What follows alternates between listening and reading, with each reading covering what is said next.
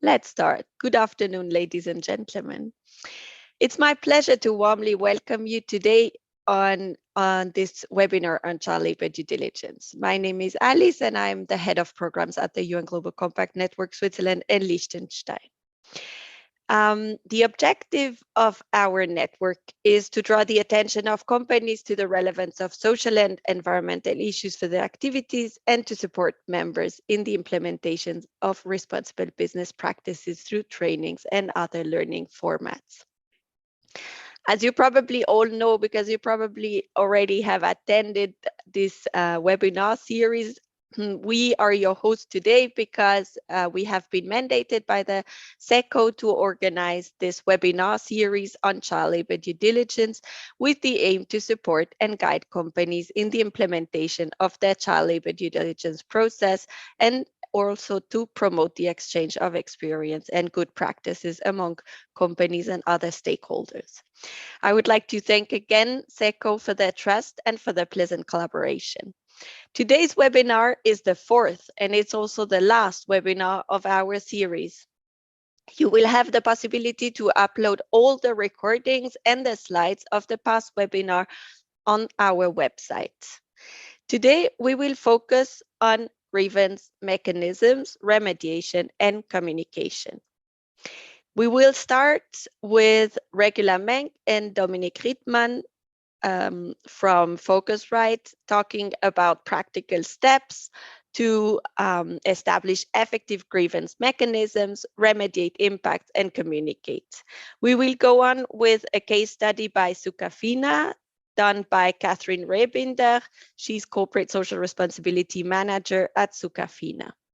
We will then go to Sandra Groth, that you probably all already know as well, from Save the Children Switzerland. She will talk about setting up a functioning grievance mechanism. And then Ines Kempfer, she's the CEO and Winnie Ding, Director of Global Child Labor Remediation at the Center for Child Rights and Business, will talk about remedy in cases of child labor and will show us how this is done correctly. We will end up with wrap-up and closing remarks by myself and by Miriam Ait Yaya. She's advisor at the SECO. First, before I give the floor to Regula, I would like to just remind you of a few housekeeping rules. The session is recorded. The slides and the recordings will be made available after the webinar by email. And please write your questions in the chat. If you have questions, we will have time to answer them. And please make sure you are muted during the webinar and unmute if you wish to speak. I wish you all a very good webinar, and Regula, the floor is yours. Thank you very much, Alice. Let me just share my screen.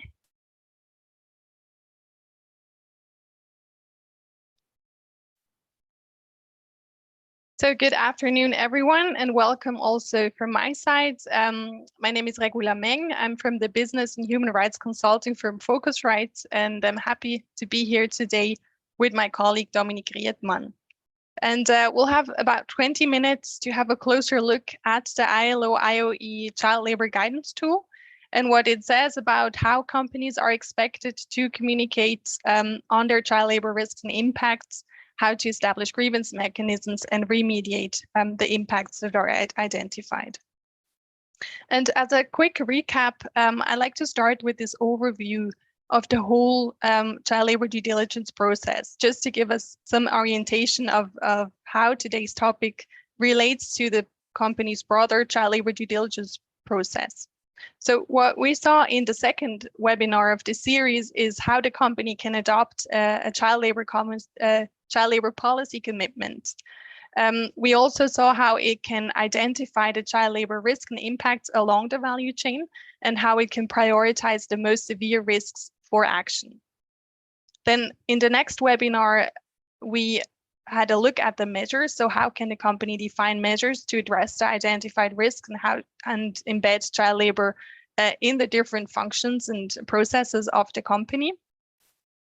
And how to put in place a monitoring system to track and evaluate the effectiveness of the response to child labor. And on today's webinar, we'll have a closer look at the communication part as well as the grievance and remedy part. And in the communication part, the company can really communicate about how it implements all of these 6 steps of due diligence and how it offers access to grievance mechanisms and remedy for the affected people.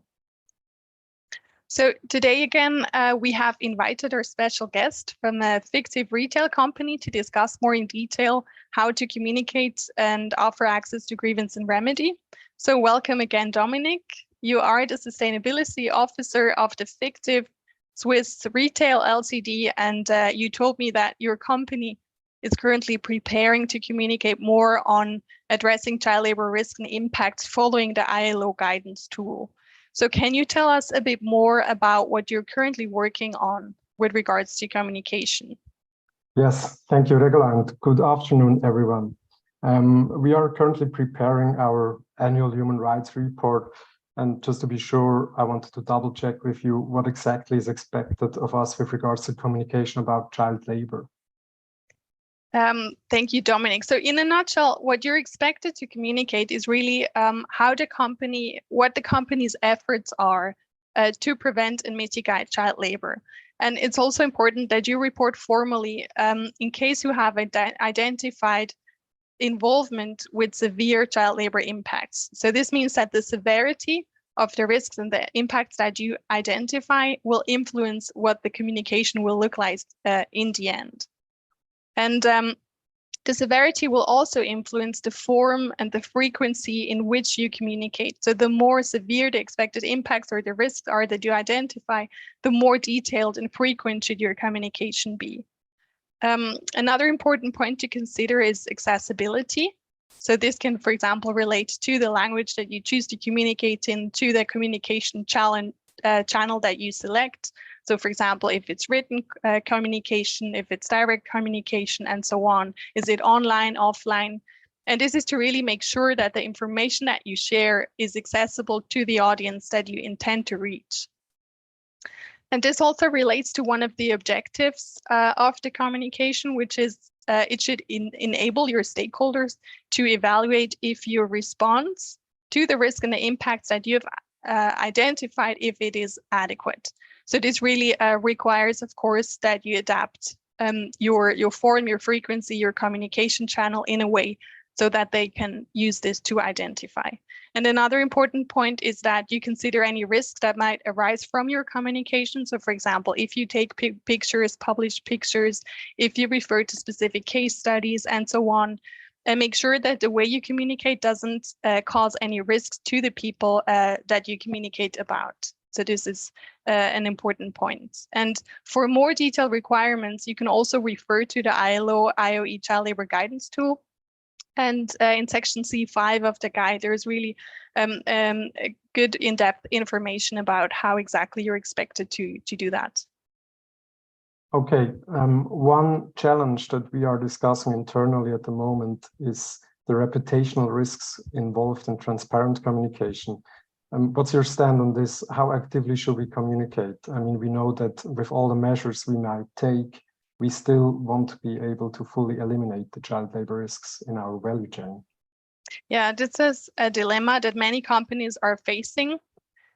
So what may help is that you include also communication about really your proactive identification of potential risks. So to really show that you did your homework, that you also refer to the reality just of the country context, of the local context or industry context that you're working in, and to also communicate clearly about all the preventive measures that you are taking, even if you have not found any specific cases of child labor. So you can still communicate very credibly about the context that you are just dealing with as a reality. And another point to be credible is to really acknowledge the existence and the root causes of child labor. So in that sense, do not overpromise. Try to stay realistic when you can within your communication with regards to what you can achieve. So this relates back a bit to what we heard in the first webinar about not making zero tolerance commitments or zero child labor pledges when you know that it's just a risk that you have to accept. And I think the last point is to also take constructive questions or criticism from your stakeholders as an opportunity as well for the company, to let you reflect a bit on how you could further improve your practices, because this is also the spirit of human rights due diligence, and due diligence is just to allow for continuous improvement. So if you communicate and you get feedback and points for improvement, you can also leverage that as part of your due diligence process. Okay. We are also unsure about the required content of the communication. So for example, every year our company makes a donation to a child rights foundation in Pakistan and donates school materials to a partner school in Ghana. Activities like these, should we include them in the reporting? Yeah, so this really depends, because from a UNGP perspective and from the ILO guidance perspective, what you are required and expected to report on would be how you identify and address the risks that your company has some kind of involvement with. So be it either through your own activities or through your business relationships along the value chain. So to answer these questions, we would need to know if these activities, they're part of your company strategy to address your child labor risks. So if you have, for example, let's imagine business partners in Pakistan in the same region where this foundation works, and you know that the project of these foundations, they benefit the children that maybe you have found, or you know that there is a risk of them being affected by child labor in your value chain. So in this case, I would definitely include it in the communication and also explain why there is a link to the value chain and why you're taking this measure to address the risk that you have identified. And the same applies, of course, to the donation of school supplies in Ghana. And in case where there is no connection, so there's no connection between the donation that you make and your activity of the company or the value chain, then this would be considered a philanthropic activity, which is great. Just make sure in this case that you make clear that the communication does not kind of get the attention away from your communication about how you actually meet your responsibility to address child labor in your own operations and value chain, because this would be kind of two different things. Addressing your risk and impact is one thing, and kind of have additional social investment or philanthropic programs, that's something different.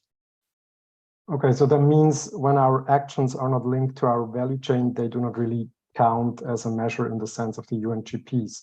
So when we support a school, it would be better to support one where our children of our value chain employees go.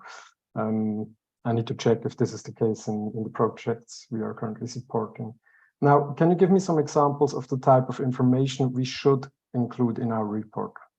Yeah, so some examples might be if you did research as part of your risk assessment on what is the prevalence, what is the nature of child labor in your industry or value chain, then you could give some context information on that. If you have audits in place where you have some findings related to child labor, this would also be interesting to know more about. If you have information about how the performance of the company with regards to addressing the child labor risk and impact, how it changes from year to year, this could also be made public and communicated, because this will also allow your stakeholders to kind of see how you are progressing with regards to the issue, or any type of third party or own analysis of the effectiveness of the company's measures. Two helpful references if you want to know more about how to communicate about these issues. One is the UN Guiding Principles Reporting Framework, which gives you more generally information about how to communicate about human rights due diligence and human rights related issues. And the other is this guide from UNICEF on children's rights in sustainability reporting. So here is really focused on the topic of children's rights, and it also includes recommendations on child labor.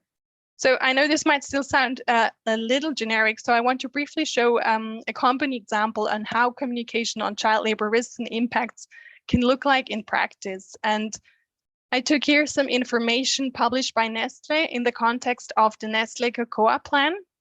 So just to be clear, this is not a report about the company's overall child labor management and child labor performance, but this is an example of a former formal communication on severe risk of child labor in one prioritized business area and value chain element. So here the focus of these communications really lies on child labor risks in the agricultural production of cocoa. And what we see on the left side is, for example, what they did in their Tackling Child Labor report from 2019 is first a lot of context about child labor risks with that specific scope of agricultural production of cocoa. So we can see from this report that they have done their homework in identifying and evaluating the issue more in depth. And they also go on and relate this and explain what the root causes of child labor are in the cocoa producing communities, and what measures they take to address these issues. And then they go on to give some concrete examples of actions, so in the form of case studies, like the one we have here on the slide about building schools. And they also explain how this relates back to the root cause of child labor in the value chain and the operating context. So this would be some elements that might be relevant to report on. Then on the right side, what we see is 1 year later, they published the Nestle Cocoa Plan Progress Report. And there is a lot of information in there, but just one element that I want to highlight is the KPIs that Nestle has defined to measure the performance. So you can see what their KPIs are with regards to child labor. And you can see how the results of these KPIs change from year to year. So this allows stakeholders to really see and evaluate the performance of the measures Nestle is taking, not only from year to year, but you can also give Nestle feedback, for example, on specific KPIs that are using. And so this is another example of relevant information to include. And then, of course, with regards to the company as a whole, so not restricted to the cocoa-related products, there is also communication if you want to have another example. So this would be the Salient Issue Action Plan that has really also a detailed communication about the measures that Nestle is implementing for the company as a whole with regards to child labor and access to information. So this is really just as an inspiration of the type of information that can be included in the report. And of course, not every company must go to this level of detail in their communication and is required to publish a dedicated child labor report every year. Okay, that makes it a bit clearer. Now, with regards to stakeholder engagement, we always hear that it is very important, but how can we select who exactly to engage with? Yeah, so to select the stakeholders for engagement, I think one point that is important is that you prioritize the stakeholders also a bit based on your risk assessment. So refer back to the prioritization of the most severe risk along the value chain. And this is where you also want to focus your intervention with regards to the stakeholders you choose to engage with more in depth. And for a direct stakeholder engagement, what's important is to identify also the groups of people that might be affected along your value chain and in the specific localities or geographies where you expect the risks and impacts to be greatest. All right, and how should we approach the direct engagement when the affected group of people are children? I guess we cannot just go and talk to them when we have the opportunity to be on the ground.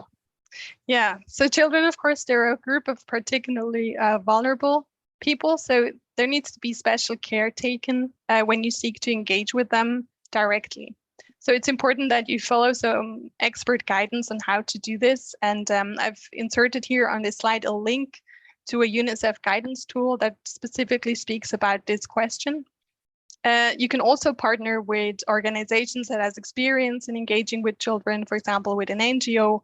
So there are different options to do that. And another option is that you also consult local experts or stakeholders that can serve as a credible representative of the children's perspective. So this might be the parents or school teachers or public child protection officers. So really any person that can that has a good impression of what the children's experiences are. And generally speaking, of course, you should also engage with other stakeholders on the issue of child labor. They can be both an important source of information or partners for action. So for example, governmental actors, trade unions, civil society organizations, and so on. So before we finish, Dominic, can you briefly also explain what mechanism your company has in place to receive grievances and provide remedy for child labor impacts? Yeah, so we have an external integrity hotline in place, which can be accessed through the phone in many languages and also through an online form on our website. However, we have not yet received a grievance related to child labor in our value chain. So what do you think? Are we expected to offer a different or an additional grievance mechanism for child labor? Yeah, so according to the UNGPs, the grievance mechanism should ideally be as close to the impact as possible in order to be effective. So this would be, for example, the factory floor level or the community level where the impacts actually occur. But it's of course good practice that you have this kind of overarching integrity line in place. And now the question is just to verify if and how the stakeholders that are affected by, for example, child labor in your value chain, if they are aware of this mechanism and they can really use it. And here the effectiveness criteria of the UNGPs can help you make this assessment. Because of course, having no reports of child labor through your integrity line, it can either mean that there is no child labor, or it can mean that it's just not reported through that mechanism. So it's not necessarily a good sign. It can be a good sign, but you have to have a closer look. And so what do you think in the case of your hotline? Do you expect that the people along your value chain that are affected by child labor, do you think, or the families maybe of these children, do you think they should be aware of the hotline and would use it in case of negative impacts? Yeah, to be honest, I'm not quite sure if they really know about it, or also if they trust the mechanism enough to use it and make a complaint. So how could we improve this? Yeah, so as a general rule, the party who is closest to the impact, they might be best placed to take the lead in offering the grievance mechanism and provide remedies. So one point where you could work with to improve maybe the effectiveness of the mechanism is to really partner with your business partner on the ground and really get them on board, because they play an important role. So for example, to increase effectiveness, you could do more to promote the grievance hotline at the factory level, for example, if you have factory, or at the community level. So for example, display posters with QR code in case people have phones. So you would need to know, what the best entry channel would be. But for example, to place this in community centers and make sure it's available in the local language. And it's also kind of uses a language that the people feel comfortable with. And of course, you can also, as additional mechanism, because ideally you would offer various entry points for people to make a complaint, maybe also at different stages of the value chain. So there are a lot of collaborative initiatives also at sector level that you can participate in, for example, different multi-stakeholder initiatives. And a lot of these initiatives, they also have a grievance mechanism in place that you could also collaborate with. And just as a general information, if you want to know more about how to set up a grievance mechanism, how to provide remedy, this resource by Shift is a really good resource as well, if you want to have a bit more background information on that. Thank you so much, Regula. So many thanks from our side. This is it already. We're happy to take questions now if there are any, and if not, I will hand back over to you, Alice.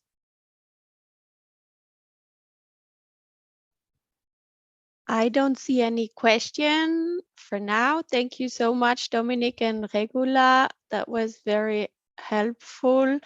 Now, I think if there are no questions, we can jump to the company case study of Sukafina. So I will invite Katrin Rebinder to share your screen. Katrin. Yes. Does it work? It does work, Catherine. Thank you so much, Catherine Rebinda. She's Corporate Social Responsibility Manager by Sukafina, and will speak about the grievance mechanism at Sukafina. Thank you, Catherine. The floor is yours. So I'm the member of sustainability team at Sukafina and in charge of implementing human rights due diligence in particular. So thank you for inviting me to share our experience. First, I'd like to give a very brief overview of Sukafina and its sustainability strategy, and then describe for you our grievance mechanism that consists of two complementary systems. Speak Up in the first, which is a grievance and whistleblowing hotline, very similar to what has been described earlier. And then a more targeted proactive system on the ground related to the implementation of bottom-up communication structures that have been developed as part of our human rights due diligence project with Save the Children Switzerland and the Center for Child Rights and Business, which I will, of course, outline for you. So very quickly, Sukafina is a multinational coffee merchant. Today with more than 1,400 employees in 34 countries around the equator where coffee grows. Our company is very committed to sustainability as our business places us at the heart of environmental and social issues between producers and major coffee brands. And our approach began in 2013 with the launch of the Kahawatu Foundation. It's an independent foundation whose mission is to provide technical support to smallholder farmers in East Africa. Pas du tout. Voilà. Sorry. Then we developed our own sustainability strategy in 2020 with a material analysis that enabled us to assess the significance of the company's social and environmental impacts and to gather the expectations of stakeholders with regards to those impacts. And this led to the 3 areas of action that you can see on the slide. So first, caring for people, including respect and promote human rights, but of course, protecting the planet. Our main objectives are for now water, carbon emissions and deforestation, and investing in farmers with improving traceability, for example, which is key for sustainability actions. In 2023, we also launched our own responsible sourcing program, Impact, based on the Global Coffee Platform reference code with 5 objectives, which are, again, carbon emissions, deforestation. C'est quoi? Something happens to my slide. Increase regenerative agricultural practices, support livelihoods, and protect human rights, of course. So the level of achievement of each objective will be measured and audited regularly, which guarantee the supply of increasingly responsible coffee for our clients. So it's, in particular, it is through the implementation of Impact that we will be setting up our due diligence system and therefore our grievance mechanism in our supply chain.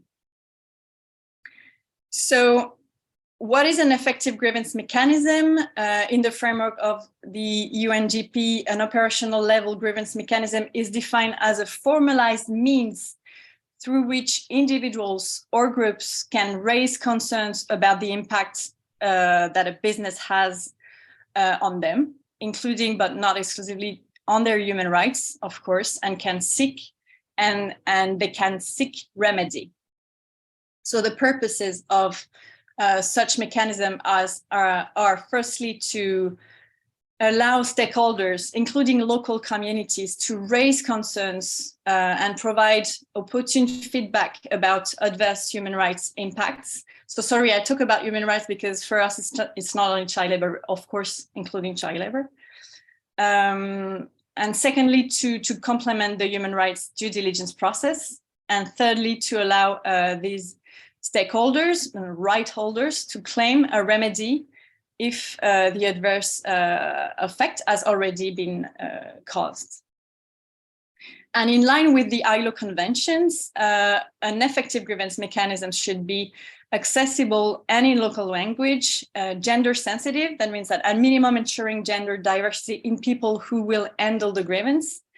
And during the remediation, addressing the diverse gender barriers that impact girls and boys that may prevent them from achieving their full potential. The grievance procedure should be uncomplicated and as rapid as possible. Time limits may be placed on each stage. All cases should be remediated in accordance with the remediation protocol and within the suggested time frame. And the reporting person should have the right to be present and directly participate in the process, or to be assisted or presented by a person of the worker's choosing. And the reporting person should not suffer any loss of earning or any prejudice whatsoever for having brought forward a grievance. It can be anonymous, it's accepted, and confidentiality is respected. Confidentiality is a key.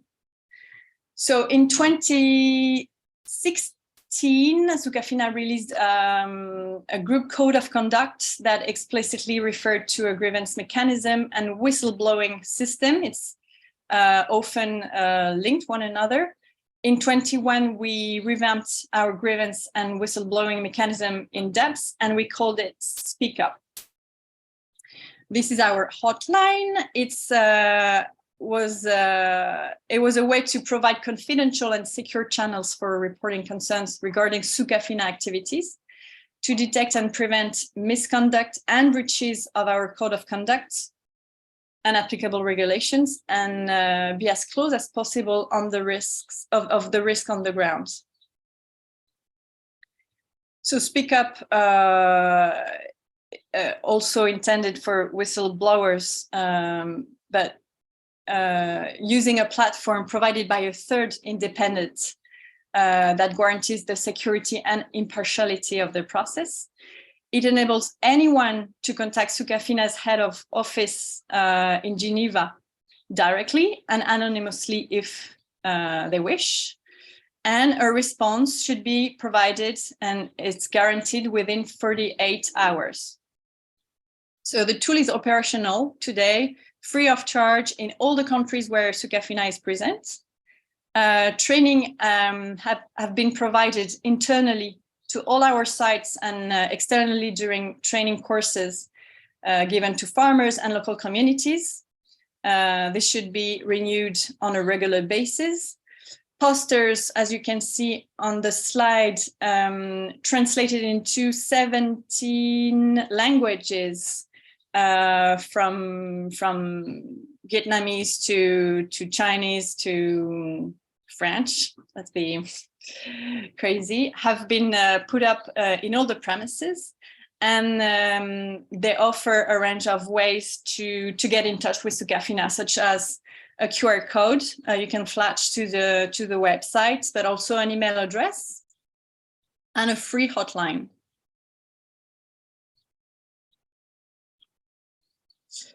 So this is what it looks when you go on the page. If you go to the speakup.sukafina.com on your computer, or you can call, as you see, there is a number, and you have a number by country. You can call freely and get a human specialized operator to drive you through the grievance process. They're available 24 hours, 24/7, all year long, and they can even write the complaint for you by listening to you in your local language. They are even trained to deal with they're trained to deal with the human rights violations and take care of processing them the right way. So this system is supported by documentation, communication kits, as long as internal procedures and policy to take the best of that large-scale system. So one of the measures we use to check the effectiveness of the system is the number of grievances received per 1,000 employees per year. So it has to be over a certain figure, unless it's estimated to be unused or inefficient. And also we do a systematic internal check that the mechanism is displayed, that the posters are displayed properly understood, people are trained. So it's part of internal audits checklist, and every time a member of the sustainability team or HR or even the senior management visits the premises and the offices, they have a look at the grievance mechanism. So on another note, voluntary mechanism, including the participation of local communities and stakeholders, are also useful to identify adverse human rights impacts and child labor in particular. So as part of the deployment of our due diligence approach, the community facilitator approach also provides a serious solution for escalating complaints relating to non-compliance with human rights in supply chains, proactively this time. And so about a year ago, Sukafina commissioned the Center for Child Rights and Business, also called the Center, to guide us in the implementation of a robust response to human rights due diligence. So this is an overview of the project. The adopted methodology consists in going beyond the traditional compliance approaches by setting up those famous bottom-up communication structures supported by trained community facilitators. So the objective is to identify key human rights issues and develop mitigating remedial activities. And until now, a pilot has been conducted in 3 different origin countries: Brazil, Uganda, and Vietnam. The selection of human rights topics to be addressed took into consideration several factors, including our risk assessment, and then secondary data analysis of the literature and reports from reliable sources to gain a comprehensive understanding of potential adverse human rights impacts in the coffee sector in each pilot countries. And then we prioritize the topics and the risk with our local teams based on the risk significance. So we look at likelihood of occurrence and severity of the risk. And following this exercise, 4 priority human rights topics were identified for inclusion in the pilot approach.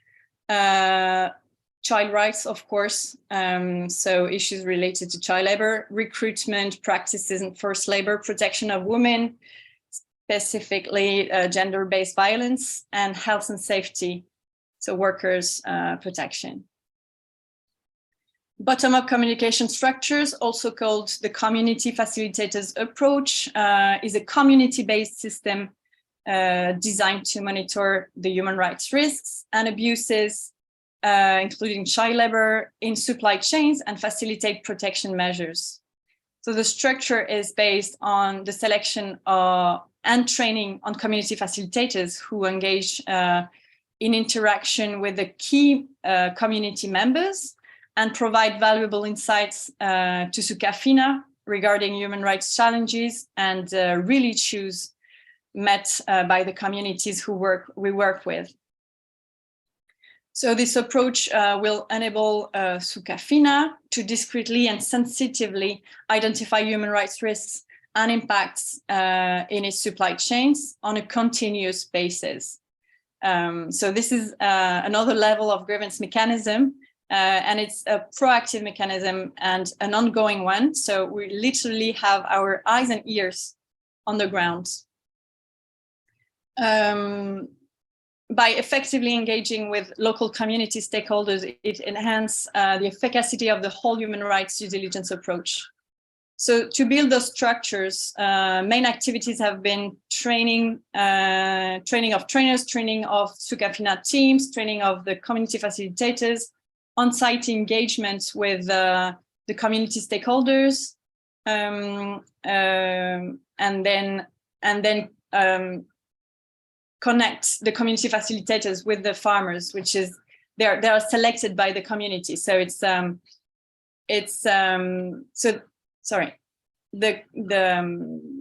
really a system based on trust. And I think the key steps.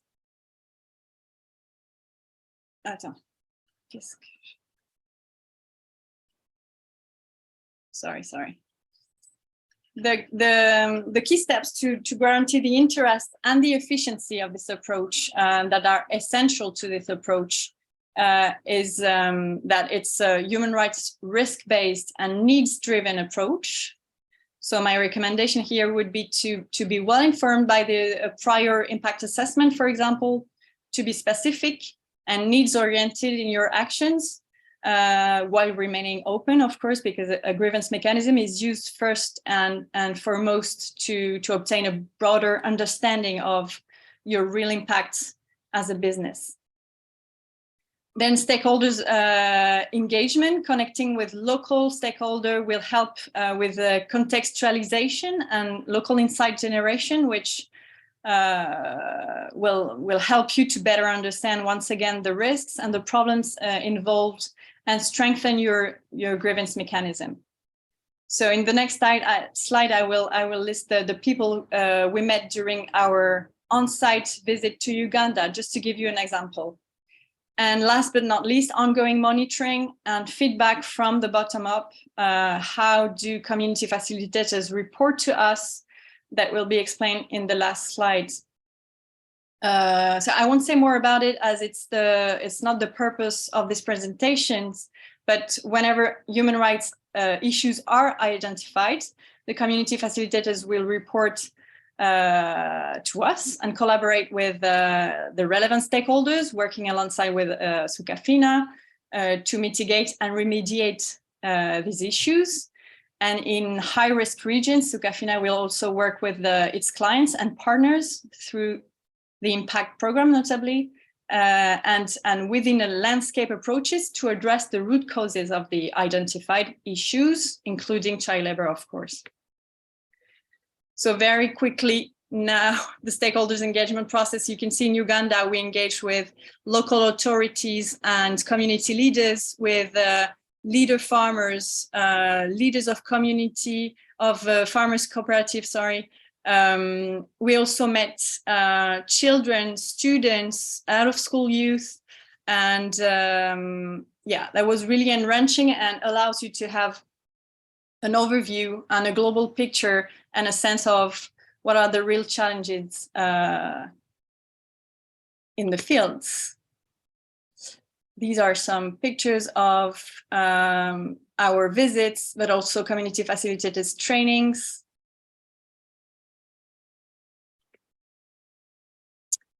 And we'll end with the ongoing monitoring necessity. Community facilitators are equipped with toolkits which allow them to raise community awareness, but also guide their actions if abuse is identified, and also record their activity to enable us to measure the level of implementation of our approach. These are examples of key performance indicators: the number of people trained, the number of people reached, and of course the child labor cases, the gender-based violences, forced labor cases, and health and safety issues. So clearly we feel that Speak Up is currently aimed more at internal staff and whistleblower, but it's not really suited to the coffee growing communities we work with. And in this case, the community facilitators approach seem better suited. So on the one hand, Sukafina plans to work with its business partners and suppliers to conduct more training for all workers as well as community facilitators on the Speak Up grievance mechanism and how it works, so they can disseminate widely the Speak Up mechanism. On the other hand, roll out those bottom-up communication structures and listen directly to community members' concerns and proactively identify and report risks and incidents according to the toolkits and guidance they received during their training. They bring assistance and they bring a voice to the community members, especially to those marginalized or vulnerable groups who face additional barriers, such as children who cannot access grievance channels, but also low-income households that lack internet connection, for example, or remote communities that do not have regular contact with other monitors or Sukafina staff. Voilà, it's all for me. Sorry it took longer. Back to you, Alice. That was great. Thank you so much, Catherine. It was very insightful and very practical. Thank you so much. I have a question. I have received a question directly to me, so it doesn't show in the chat, I think, for everyone. But the question is, did you gather some grievances through these systems?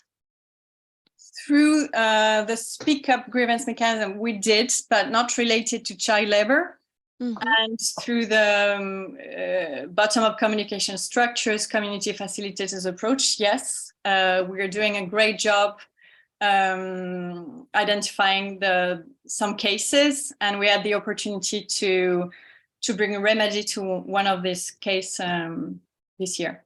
Okay, and thank you. And the second, now it's in the general chat. How do you manage to not have consequences for those who have launched the grievances? This is for whistleblower whistleblowing. They're protected by law, so it's in the labor laws. Your protection as a whistleblower is over your for example, duty to respect confidentiality in the company. So I'm not a specialist and I'm not an expert in that, but you can talk in the frame of the whistleblowing process and be protected by law, and you will not lose anything. So yeah, it's. Have you in practice be able to acknowledge this practice that there is no, I mean, if there is a grievance, have you already seen a problem that the person raising the issue would be, I don't know, would have a problem in the community, for example, or if have you consequences? In the case of child labor and communities,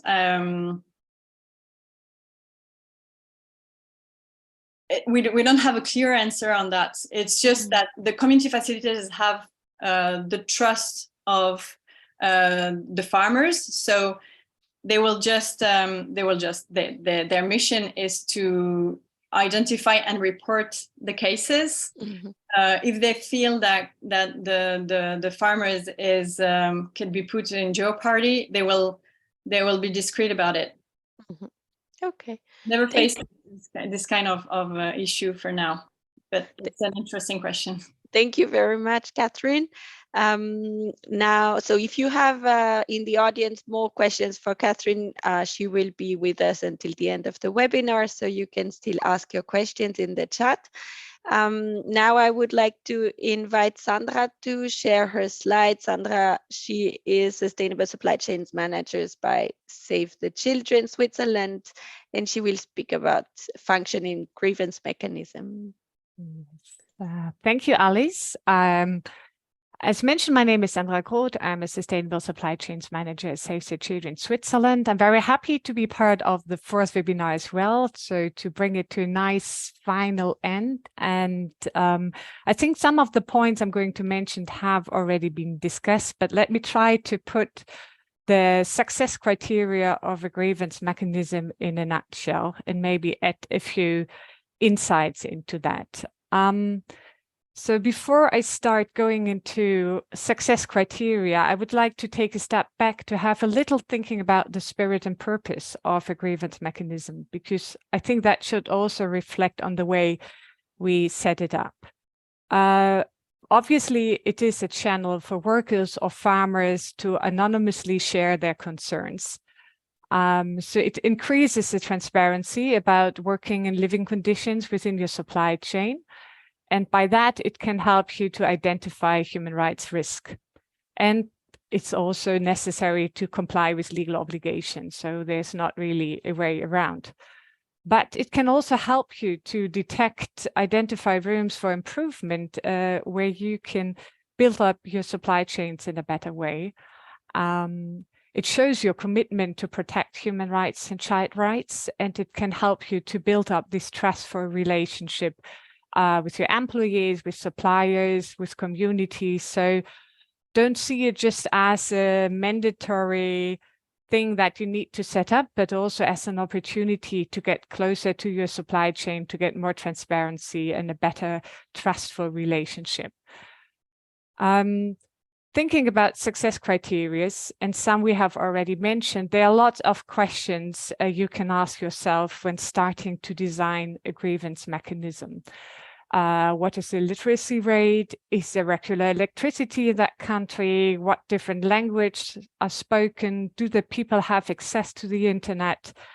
Are there restrictions from a cultural or societal point of view that might hinder the people to provide feedback?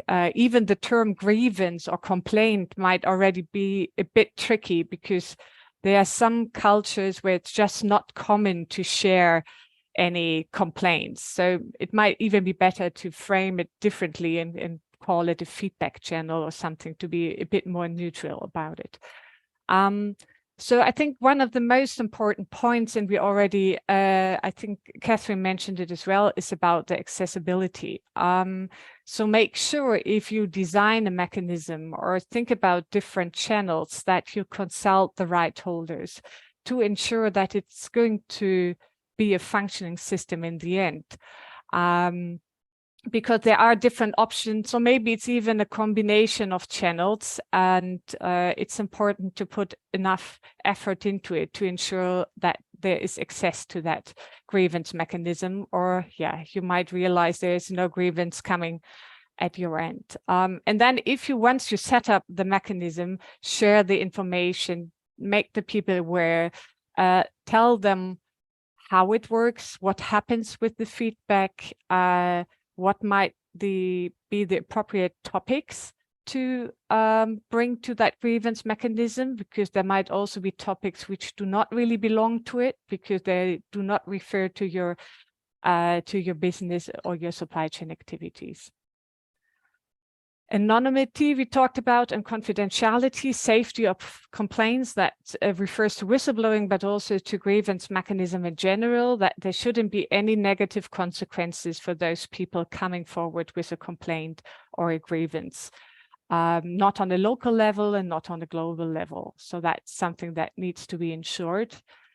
Speed of response, I even put 24 hours, which might be a bit ambitious, but there might be urgent matters that requires an immediate reaction. And that also reflects on the frequency in which you control whether you received a grievance.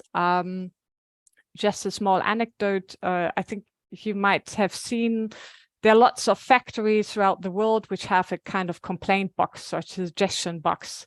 Most of them are pretty dusty because nobody ever uses them and nobody ever checks whether anything is inside. So make sure that there's a frequency of controlling that anything reached your end that allows you to respond in a speedy manner, especially if you have urgent matters addressed to you. The management record the feedbacks, assign clear responsibilities within the organization, train the staff so they are aware of what type of complaints or grievances they might face, think about the right technology to use, so there are different things to look at. And at the very end, I call it closing the loop, how to ensure that the complainant the person that came forward with the grievance receives the feedback on what has happened with that information. And some things which are often forgotten, if we talk about child labor due diligence, children is part of our rights holders group, and a very important part. And so it's important when designing this mechanism that you consider the local context and what would work for children, because they are a special group, a group which mostly is not informed about the existence of these channels and how they work. They may not have access to it because they are maybe in locations where the children or young people do not live or do not pass by. You have to keep in mind that the literacy level of children is even lower than the one of adults, which also limits their ways of giving feedback or complaining. And they might not believe that their feedback will be treated confidentially, or might fear that it is going to place them or their families at risk if they are transparent about any violations or any problems. So they might think that they will not be believed because they are only children, and not being assisted by those receiving the feedback. So I think Catherine already put a focus on that issue of trust, which I think is even more important when addressing children, that they can be trustful, that whatever grievance they address, that there will be a response. So they might even try to test you by coming forward with something tiny, not important, just to see whether anything will happen before they are maybe trustful enough to bring up the more severe violations. And if we talk about instruments or channels, we already get an idea there are different ones. There are more reactive ones where you can provide feedback if something has already happened. And there may be more proactive ones where you actively try to collect data that might point you towards risk of grievances. And I just put together a small collection, so it's not going to be comprehensive. So there might be even other channels. I mentioned the good old feedback box. It allows for anonymous feedback. It doesn't cost anything for those person dropping in a piece of paper. However, it depends on the people's ability to read and write, which cannot be ensured everywhere. And it does not allow you to ask any type of follow-up questions. So it doesn't allow to clarify and to really get to the very bottom of it. And if it's about urgent concerns, it might not be the right tool because it might be difficult to respond in time. Now we do have these hotlines, so phone numbers or email addresses that can be contacted. Sometimes it's like 24 hours, 7 days a week, or maybe only within working hours. So this allows for two-way communication. So you might be able to address questions or get in discussion with that complainant. But again, it depends on an access to a phone or some mobile device or some internet access, which is especially difficult when it comes to children or when it comes to women or vulnerable groups. And it also comes along with a challenge of many different languages and dialects. So at least if you have a real person sitting at the other end of the phone, that person should be capable to answer in all these different local languages, which might be a challenge in itself. More on the proactive side, we do have feedback surveys, interviews, worker voice platforms that collect data on a regular basis to give workers, farmers a voice to share their feedback. So this could be a good tool to encourage people to share their opinion and give feedback on specific topics. Not always really designed to be child-friendly, so also maybe more something addressing adults. And I think the big disadvantages, the people somehow need, if it's like an interview, they have to wait to be asked. And also by phrasing your questions, you might already somehow direct the answers, even without intention maybe. So it also comes with some disadvantages. Another one, which maybe is not yet used on a regular basis when it comes to grievance mechanism, is social media. I have to admit I'm a digital grandma, so I'm not really into TikTok, Snapchat, and all the others, but it is a channel which is widely used in many countries on a daily basis, and it could help to collect feedback or share information by setting up like private channels or private groups, because it's especially popular among the young people. So it might be an appropriate channel to get better access to young people in your supply chain. And it also allows you to give feedback to a bigger group of people. So we will come back to the closing the loop at the very end. So if you want to give feedback to a bigger group, social media could be an appropriate tool. And I just added the community facilitators. So I think Catherine gave a very nice overview of what is the idea behind. They can also help to both collect feedback or grievances, complaints, but also share information with the communities. They can support remediation processes, but also compared to the other tools, it's very resource intensive. So there's a mixture of channels available, and it might be different from country to country or supply chain to supply chain of what channels might work best. And coming to the end, closing the loop, children and also adults coming forward with grievances have a right to know what has been done with information and what effect it has had, because this will also help to build this trust and encourage them to accept this grievance mechanism. And also on the other side, if you do not respond, this might lead to distrust and to the people not using this mechanism anymore because they have the feeling nothing is going to change anyway. So giving a feedback is a very crucial matter. And if that complaint was provided anonymous, which is often the case, you could still give back a feedback on a community level to ensure at least that people who are in a similar situation are still made aware of how this feedback has been addressed and what measures have been taken. Keep in mind also to come up with a procedure, what to do with feedback/complaints about things that are outside of your control. Because the more people are aware about this mechanism, you might also be confronted with cases or issues which have not really anything to do with your business, but are more maybe domestic issues or referring to other companies.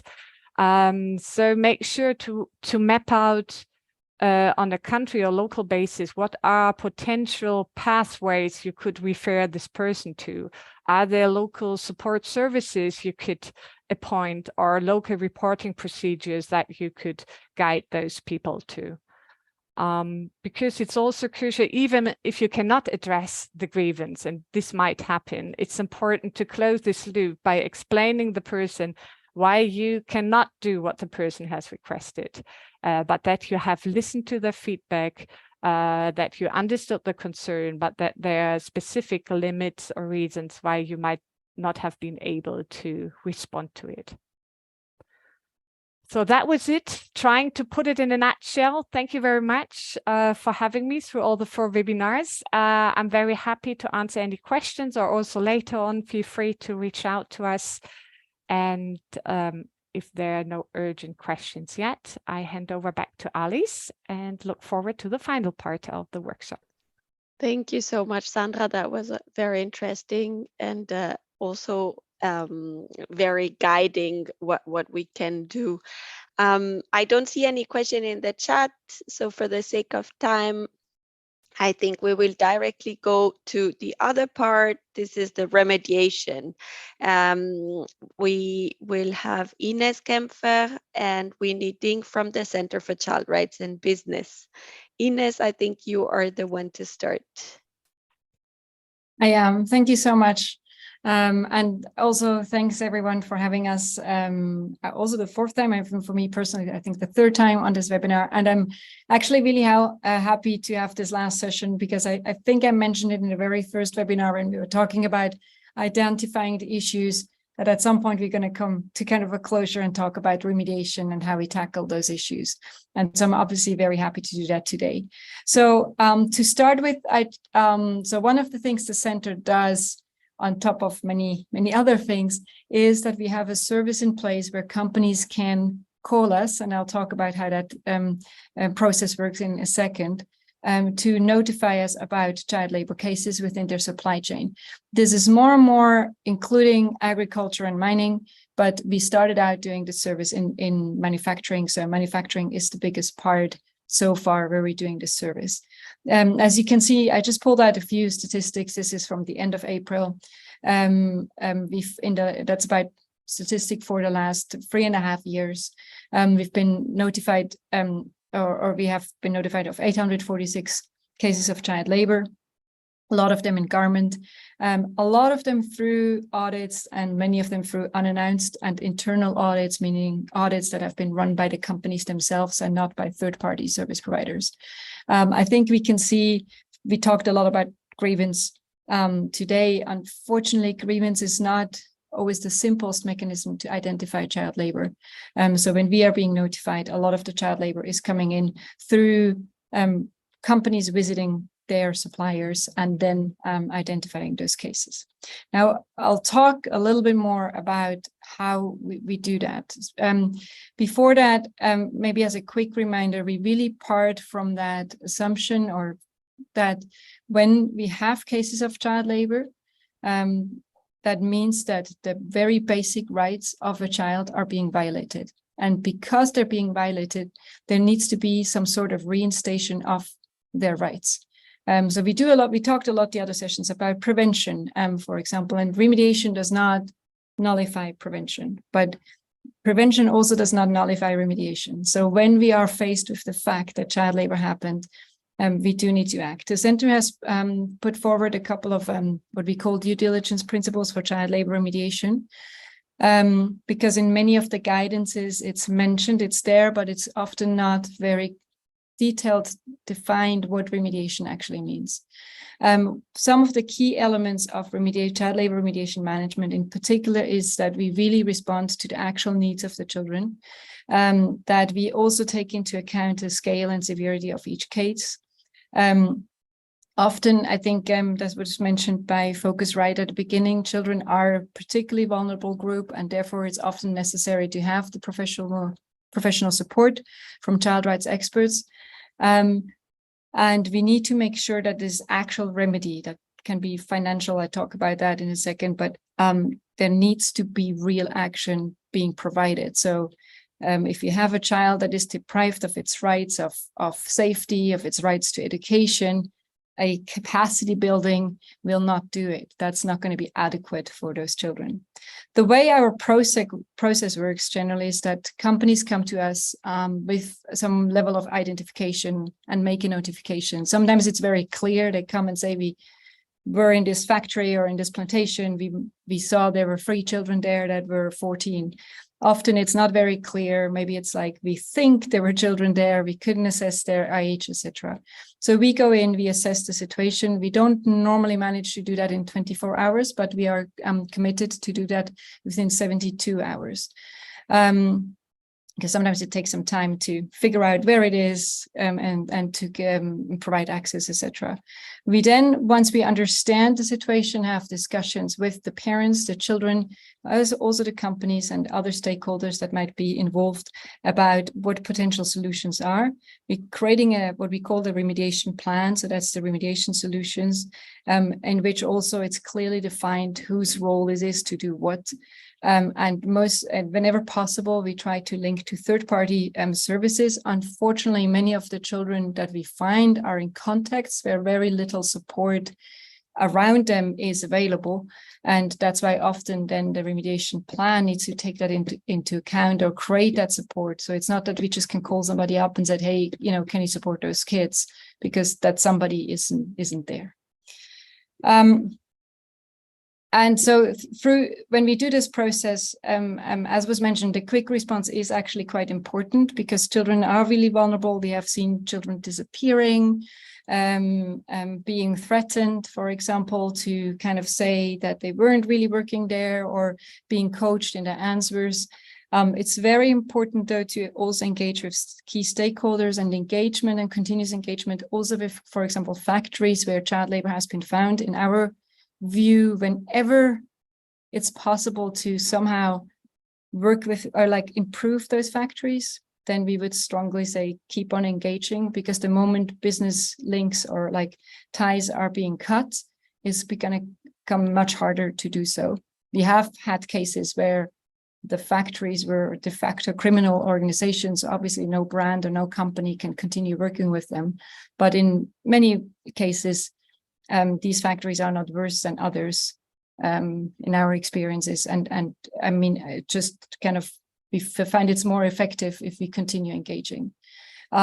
Fully understanding the children's needs, as mentioned, that then allows us to really create that tailor-made and unique remediation plan. We also do need to consider severity levels. There is different severity levels of child labor. So child labor is not just child labor. We've had cases last year in China where we met a group of 15-year-olds in China. The minimum age is 16, so that counts as child labor. They were working in the factory short term. They were all enrolled in school already in September. So we had to obviously interfere, and it's illegal because they were under the legal minimum age. But the severity of the case wasn't as hard as if you find another case where we maybe find 11, 12-year-olds in mills in Bangladesh that are entirely deprived of education, working under very hazardous working conditions, etc. So we always assess the severity level, and we try to create remediation plans that answer to those. Sometimes when it's minor or medium, kind of joint community activities can help. And sometimes, but when it's severe, there is often a case where each case of a child needs to be considered, and particular effort needs to be put into reinstating their rights. So, for example, getting them back to school is often a really big effort and needs some case management, because if children have been missing out 5 years of school already, we cannot just sign them up to the next school as their level is not sufficient.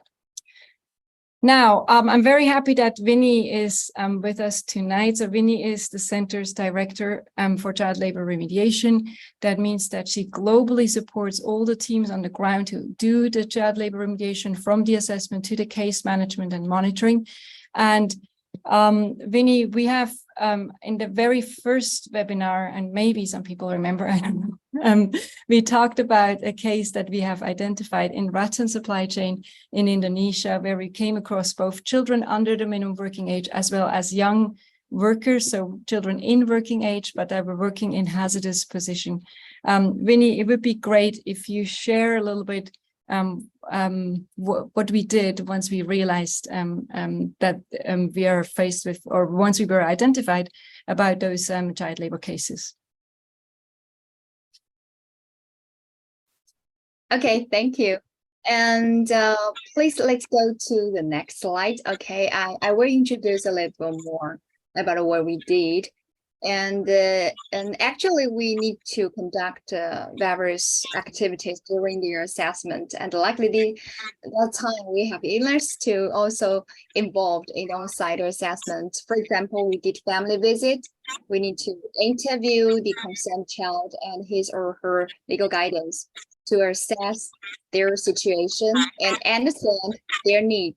We also interviewed the school teacher about enrollment. We interviewed the village leader to assess child labor risk and also identify any support for their concerned children. And we also searched for the local focal point, because we'd like they could also have some monetary support when we are not around. Thank you, Winnie. And I don't want to take credit. I had the pleasure to be on a visit there. The whole real work was done by our team in Indonesia. So I just see that there is somehow a picture of me in this slide, but that's undue credit.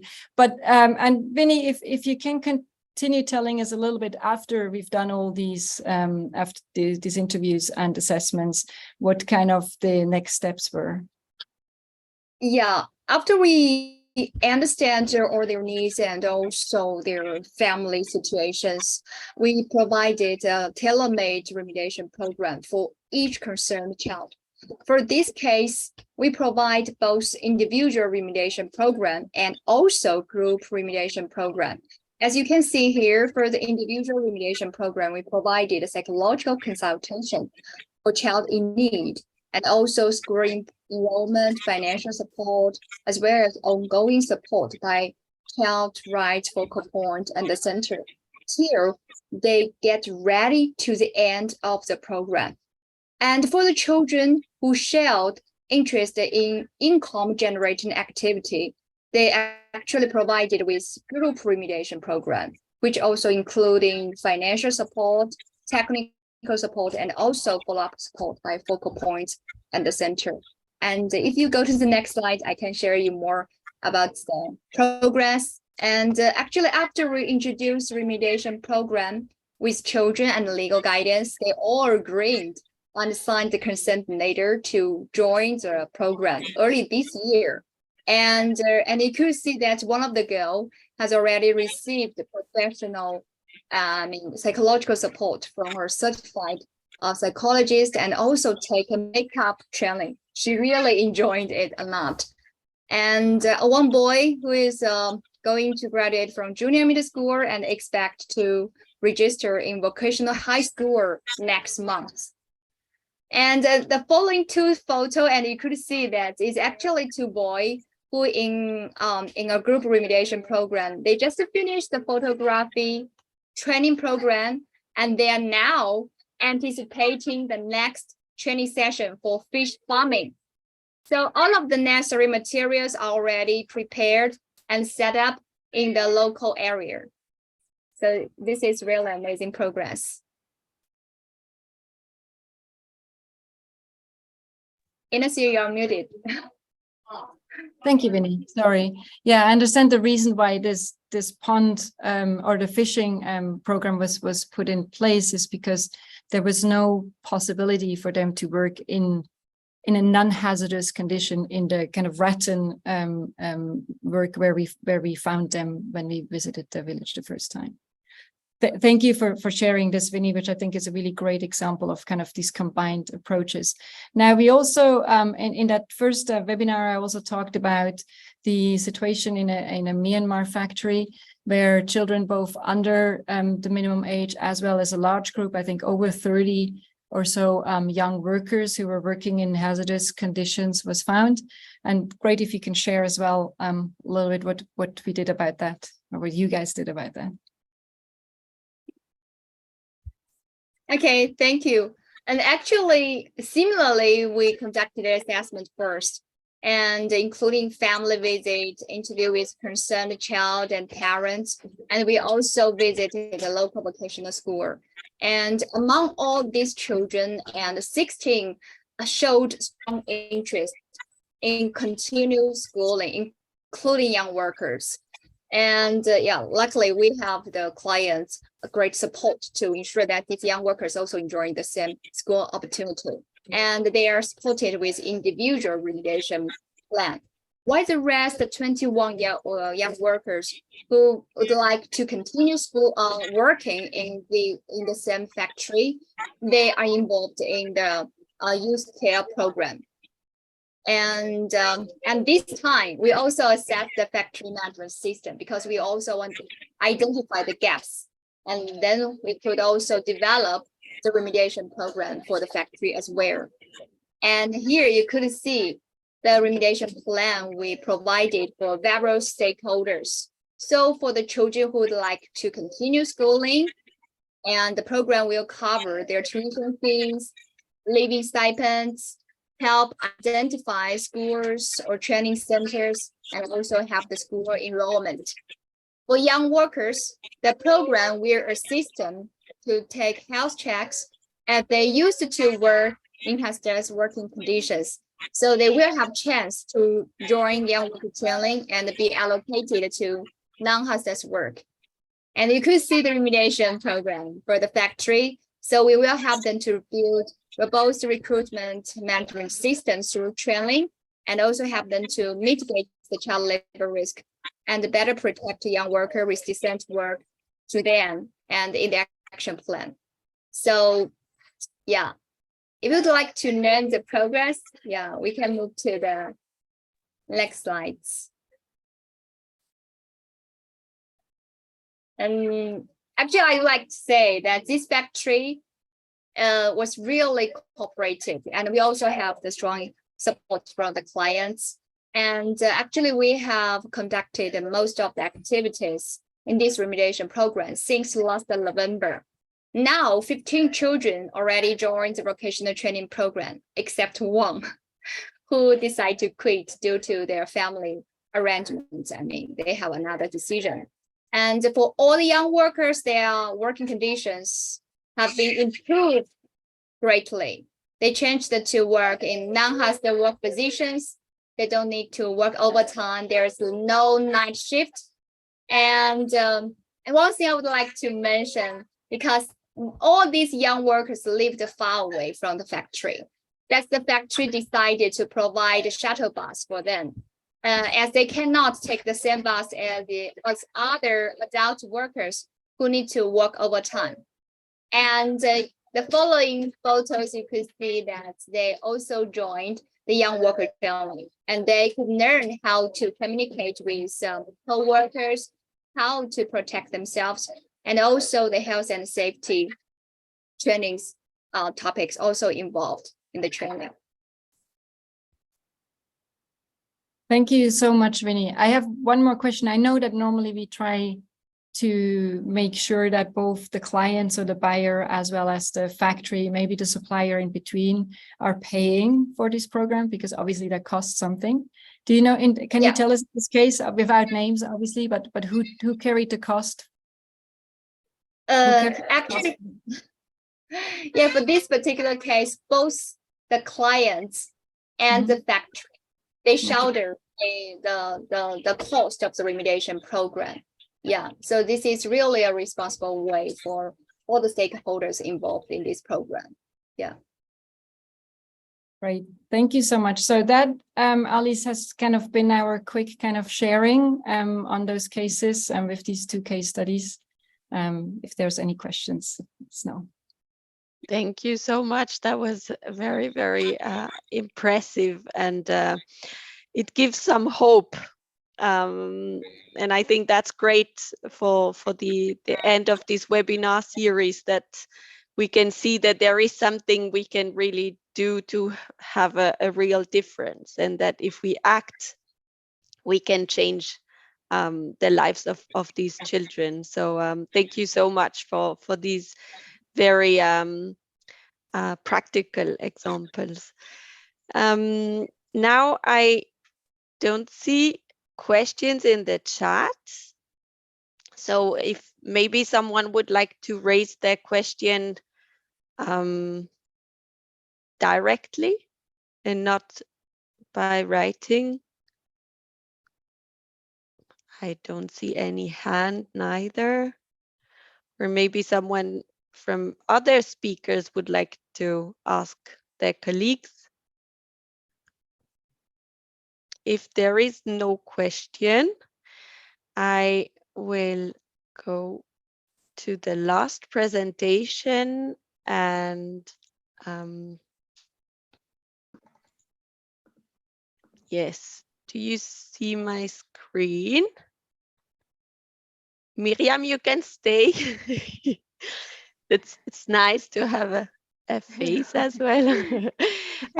So, I mean, it has been a really intensive journey. Those 4 webinars were really, really, yeah, very interesting, full of information, so rich, so great speakers. I'm so grateful for all the inputs.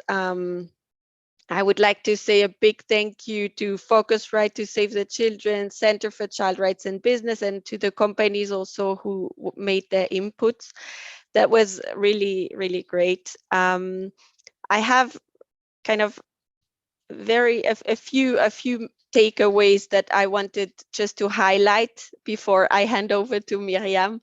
For me, what's really important takeaway is, while it's recognized that child labor cannot be solved by businesses only, the private sector has a really key role to play, and we just saw that with Winnie and Ines just now.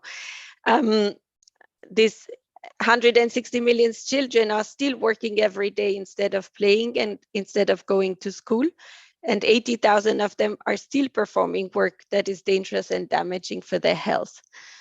And many of them are to be found in global supply chains. We need to understand the root cause. They are manifold, and we need to work on them. Widespread poverty, lack of living wage, lack of living income for the parents, lack of education, discrimination. These are all things on which the business has a possibility to have an impact. I think another takeaway is that zero tolerance policies are not purposeful to solve the issues of child labor and can even worsen the situation. So that child labor can become harder to detect, and the children end up working in other more dangerous facilities. So we need to change our perspective.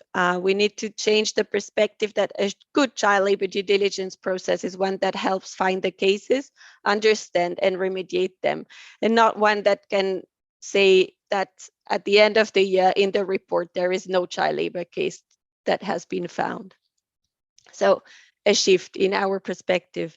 And yeah, I would like to say also company policies and processes, especially purchasing practices, can have such a high impact on the suppliers. And I think this taking a closer look on the inside and review of the company processes is a crucial step if we want to solve the problem of child labor in supply chains. And as a last, I would like to say all the efforts to end child labor should put the best interest of the child in the center. And this is sometimes not what we think it is. Yes, there are many good guides and tools, so I will just leave it there. You can have a look yourself. And now I would like to hand over to Miriam. Thank you, Alice, for giving me the floor. The State Secretariat for Economic Affairs, SECO, has collaborated with the Global Compact Network Switzerland and Liechtenstein for this four-part webinar series on child labor due diligence.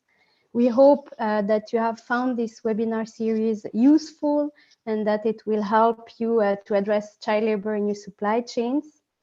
On behalf of SECO, I would like to warmly thank all the speakers for their insightful expert inputs during these past 2 months. And thank you so much for sharing your experience. I would also like to thank the numerous participants for their continuous participation to the 4 webinars. And last but not least, I would like to warmly thank the Global Compact Network Switzerland and Liechtenstein for the great organization, coordination and moderation of these webinars. And we are looking forward to continue the collaboration with you in the future.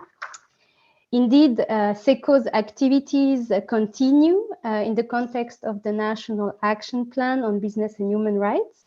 First of all, I would like to invite you all to join us on October 18 at the Kursaal in Bern for this year's Forum on Business and Human Rights to better understand the impacts of your company on human rights and to find solutions on how to address them.